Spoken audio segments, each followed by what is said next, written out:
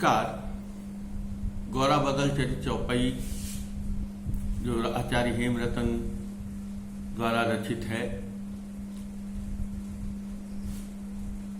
BA part 3 के प्राचीन राजस्थानी काव्य के प्रथम प्रश्न पत्र में हम इसका अध्ययन कर रहे हैं। पिछले 24 क्रमों में हमने इसके मूल पाठ को देखा। उससे पूर्व हमने इसकी मूल कथा का संपूर्ण अध्ययन किया।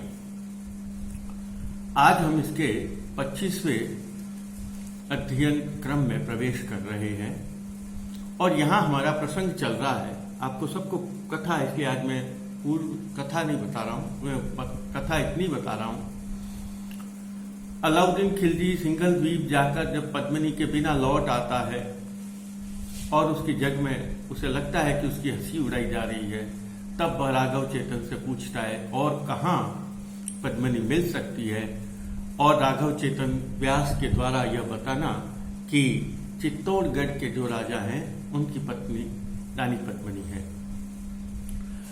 उसके द्वारा यह बताने पर अलाउद्दीन अपनी 27 लाख सेना के साथ चित्तौड़ आ जाता है और चित्तौड़ के गढ़ की दृढ़ता को देखकर और उस पर आक्रमण करने का भी प्रयास करता है, लेकिन वह असफल रहता है और उसे लगता है सेना का भी बहुत नुकसान होता है और उसे लगता है कि इस प्रकार से युद्ध से तो मैं इस गढ़ को नहीं जीत सकता।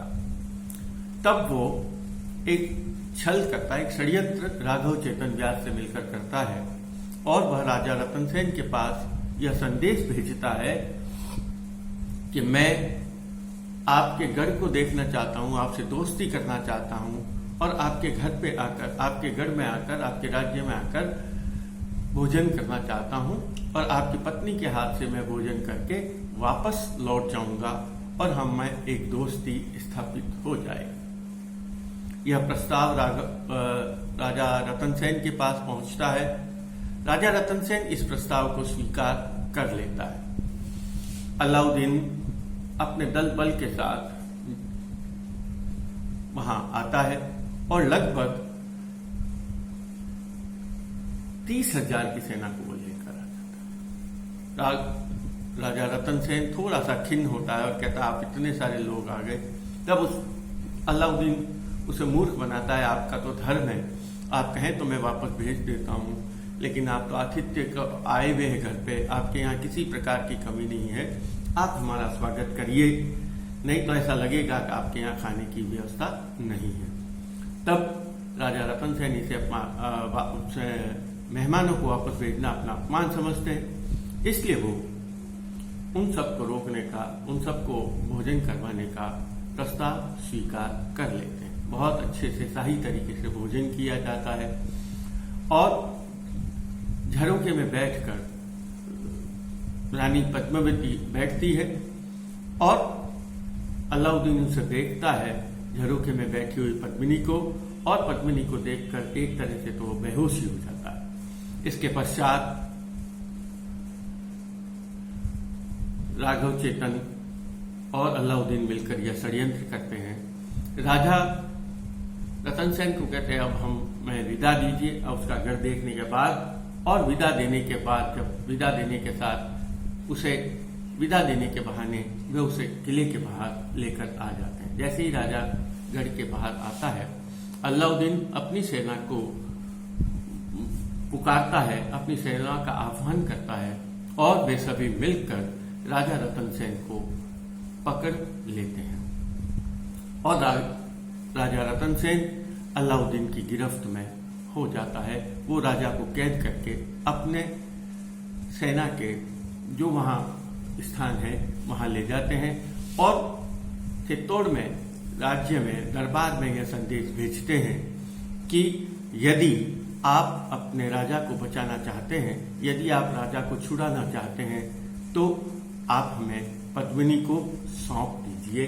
पद्मिनी को सौंपेंगे तब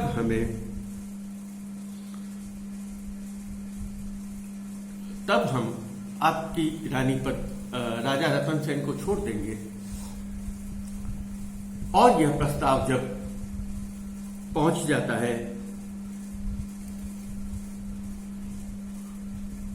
राजा रतन सेन के दरबार में और वहां विचार विमर्श चलता है। देखिए इसके आगे का खबर कराविय आव्यू माही एम कही थे आलम शाही हमको नारी द्यू पद्मिनी जिम हम छोड़ा तुम धनी, कि आप हमें नारी पद्मिनी को दे दीजिए, हम आपके जो धनी है, जो स्वामी है, राज्य के जो राजा हैं, उनको छोड़ देंगे। नहीं तरी प्राणी ले साई, नहीं तो हम आपके सबके जीवन का समाप्त कर देंगे। जू तुम इन पणी देसु नहीं, और क्योंकि इस तरह से तो आप देंगे नहीं। जो तुम देसु हम पद्मणि तू छूटे सी गडनी धनी, जब यदि आप बिना युद्ध किए हुए पद्मनी को दे देते हैं तो हम आपके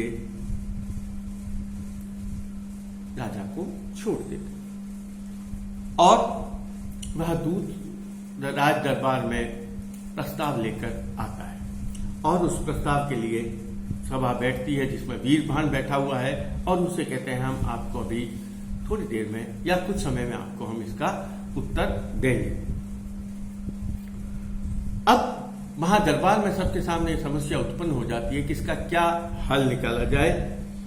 हम पद्मनी को दे देते हैं और राजा को बचा लेते हैं। उन्होंने यह बात की है क्योंकि उसके दिए बिना अब हमें कोई भी इसका चारा नहीं दिखता है। नहीं तो जो उसने कहा कि हम तो आप सबको मार कर ही पद्मनी को भी ले जाएंगी, आप सब भी समाप्त हो जाएंगे, राजा भी समाप्त हो जाएगा और पद्मनी को तो हम ले जाएंगे। और नहीं तो नहीं तरी जासई एक पद्मनी अवर विनाशु नहीं भी, और नहीं तो एक केवल पद्मनी जाएगी, इसके अलावा आपका कोई नाश होने वाला नहीं है। तेनी कारणी देता पद्मनी वली मुझ मात हुई। अब जब वीरभान होता है, वीरभान यह चाहता है कि अब हमें क्या करना चाहिए, पद्मनी को सौंप देना चाहिए, क्योंकि वह सोचता है पद्मनी सौंप दी जाएगी, राजा रतन सेन छोड़ उसकी कैद से छूटकर आ जाएंगे और इस राज्य की वापस पटरानी मेरी माता बन जाएगी। और यह निश्चित कर लेते हैं सभी लोग सभा में बैठकर, सगले सुपटे थापी बात पद्मनी देसा हिवी पर भार। सवेरे पद्मनी को सौंप दिया जाएगा। और पद्मनी के पास जब यह बात पहुंचती है तब पद्मनी इस बात को सुनकर बहुत चिंतित होने लगती है। पद्मनी है वही खलबली बात बुरी मई ए सांभली। मैंने पद्मनी कहते मैंने इस बात को बहुत बुरी बात को सुना है। खंडू जीप दहू निज देह पिण न भी जाऊं असुरा, कि मैं अपने जीप को काट लूंगी, अब जीवन को समाप्त कर लूंगी, लेकिन मैं इन असुरों के घर पे नहीं आऊंगी। और वह कहती है राजा चला गया और मेरे सामने यह स्थिति है कि मैं अब किसकी शरण में जाऊं। वक्त इसु मुझ आव्यो वही शरणाई को देखूं, में कोई भी ऐसा व्यक्ति नहीं है जो मुझे शरण दे सके। हिव जगदीश करी जय किसु देखू संकट आव्यो। वह भगवान मेरे सामने यह क्या संकट उपस्थित हुआ है, मैं अब किसके सामने देखूं। तभी उसे यह पता चलता है कि यहां चित्तौड़ में एक गौरा नाम का वीर है जो स्वाभिमानी है और किसी कारण से राजा से नाराज है, लेकिन बहुत वीर और स्वाभिमानी है और वह स्वाभिमान के साथ अपने स्वतंत्र से रहता है। और उसका एक भतीजा भी है जिसका बादल है नाम, वह भी बहुत वीर है और शत्रुओं को समूल नष्ट करने वाला है। मुझे उनके पास जाना चाहिए। और उसने यह भी सुना कि दोनों इतने वीर हैं, जहां भी जाते हैं वहां विजय प्राप्त करते हैं। इसलिए अब वह क्या करते हैं कि हिम चिंतई चित्तई इम पद्मनि गौरा बादल बेई गुणी त्यासू जाऊं करूं विनती बीजा माही नदी से। अब वह यह निश्चय करती है कि मुझे अब गौरा और बादल के पास जाकर उनसे विनती करनी चाहिए, उनसे निवेदन करना चाहिए मेरी इज्जत की रक्षा के लिए, नहीं तो ये लोग तो मुझे उन असुरों के घर पर भेज ही देंगे। और वह यह विचार करके पद्मनी अपने कुछ सखियों के साथ गौरा के घर पहुंच जाती है और घोड़ा रानी पद्मिनी को अपने घर पर देखकर बहुत प्रसन्न होता है और वह कहता है कि मुझे ऐसा लगता है मेरे घर पर गंगा का अवतरण हुआ है। रानी, मैं आपकी क्या सेवा कर सकता हूँ? और तब पद्मिनी कहती है, मैं आपसे मिलने के लिए आई हूं क्योंकि सभी जितने भी वीर हैं उन वीरों ने अपने शक्ति का क्षीण कर दिया है और वे अब मुझे अलाउद्दीन के घर भेजना चाहते हैं। मुझे ऐसा लगता है कि पृथ्वी क्षत्रियों से विहीन हो गई है और वो सभी जो चुनौती है उस चुनौती को हार गए हैं और वो ये तय कर लिया है उन्होंने कि हम पद्मिनी को देकर राजा को छुड़वाएंगे। तब वह कहता है, मैं राजा का सेवा में नहीं हूं, मैं राजा का रोजगार में भी नहीं हूं, लेकिन अब आप मेरे घर पर आई हैं तो मैं आपकी हर तरह से मदद करूंगा। आप मेरे स्वामी की पत्नी है या रानी। और उसने कहा, वह यह भी कहता कि यह वीरों का लक्षण नहीं है, वीरों का यह गुण नहीं है कि किसी स्त्री को देखकर या रानी को देखकर राजा को छुड़वाया जाए। यह कार्य बहुत निंदनीय है। पद्मिनी जंपई गोरा सुणु, इनी घड़ी छा जई ए मंत्रणु, सिरी कई सिरकू सगले थाई, भीत पथे न विचित्र लखाई। और उसने कहा, ये सभी लोग बहुत भयभीत हो गए हैं और मैं इसीलिए आपके पास आई हूं। बीजा उबा मुख्या सही, मुझे सभी छोड़ देना चाहते हैं। तू हूं मुझ घरी आबी वही, और मैं आपके घर पर आई हूं। अब गौरा क्या कहता है? गौरा उसे कहता है, गौरू जंपई मुझ माई, गाजन हूं तू मुझ बड़ भाई, तसु सुत बादल अति बलवंत, कहने पिण जय पूछा। मेरा एक भतीजा, मेरे बड़े भाई थे गाजन। बहुत महत्वपूर्ण प्रश्न है, कई बार आता है। बादल के पिता का नाम क्या था? बादल के पिता का नाम गाजन बताया गया है। तो उसने कहा, मेरे बड़े भाई थे गाजन और उन गाजन का एक लड़का है बादल, मैं उससे भी जाकर हमें इस मामले में सलाह लेनी चाहिए। और वे दोनों ही बेही आया बादल दिसी, बादल सामू आयु दसी, विनयवंत करी पगी करिए प्रणाम, पूछे बादल के रूपा। और वो बहुत विनय पूर्वक प्रणाम करता है और पूछता है, मैं आपकी क्या सेवा कर सकता हूं? तब पद्मिनी आवी आपा पासी, गौरू जंपे। अब गौरू क्या कहता है? गौरू जंपे बादल सुनो, सुबडू की ए मंत्रो। सभी सुबतों ने, सभी वीरों ने यह फैसला किया है, पद्मिनी देने ले राय। पद्मिनी को देकर राजा रतन सेन को छुड़वाएंगे। अवर न मंडई गई, उन्होंने और किसी उपाय को वो स्वीकार करने के लिए नहीं है। पद्मिनी आवी आपा पास, पद्मिनी अब अपने पास आई है। जूझन बात हिवतू कासू कही दिमाग। अब इस संबंध में पद्मिनी हमारे पास आई है। दूसरों ने तो ये कह दिया, पद्मिनी को सौंप दीजिए और राजा को छुड़ा दीजिए। अब हमें इस संबंध में क्या विचार करना चाहिए? तो नहीं पूछन आभ्यास है, हम तुझे यह पूछने के लिए आए हैं, कसना बात तुम्हारी, और जो तुम कहोगे हम वही करेंगे। और यह भी कहता है कि जो तुम कहोगे वो हम करेंगे। और क्योंकि अगर हम रानी पद्मिनी को मना कर देते हैं तो ये हमारे लिए बहुत बुरी बात होगी। तब पद्मिनी भी उससे निवेदन करती है, पद्मिनी बादल सुवली भनई, सरनई आवे हूं तुम तनई, राखी सकू तू राखू सही, नहीं तर पाची जाऊं। अगर तुम मुझे रख सकते हो, मेरी इज्जत भी रख सकते हो, अगर तुम मुझे अलाउद्दीन के पास जाने से रोक सकते हो तो रोक लो, मैं इसी कारण तुम्हारे पास आई हूं। नहीं तो फिर वह अपना वही संकल्प दोहराती है, खंडू जीत दहूं निज देह, पिंड न भी जाऊं मसला। मैं अपने जीव को काट लूंगी, अपने शरीर को नष्ट कर लूंगी, लेकिन मैं असुर के घरों पर नहीं जाऊंगी। अब जब अपने काका और पद्मिनी के इस बात को सुनता है, तब बादल अपने संकल्प को बताता है, और जब वो बोलता है तब कवि ने लिखा है, उसका जो वचन थे ऐसे लगे मानो कोई बहुत बड़ी गर्जना हो रही हो।